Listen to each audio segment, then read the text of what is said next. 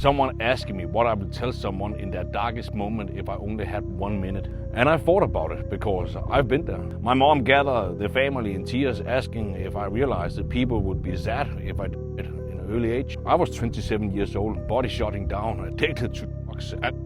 So I know what rock bottom feels like. And if I only had 60 seconds, here's what I would say. I know it feels like there is no way out. I know it feels like the pain will never stop, but that's not correct. Not because your pain isn't real, because it is, but because you can't see the future from where you're standing right now. I was in a basement, $20,000 in debt, girlfriend kicked me out, body failing me.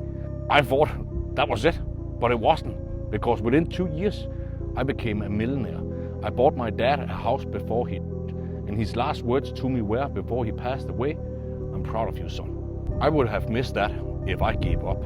Here's what I need you to hear. The life that you want, it's on the other side of this here. But you have to stay, you have to fight, because the person you are meant to become, they're waiting for you.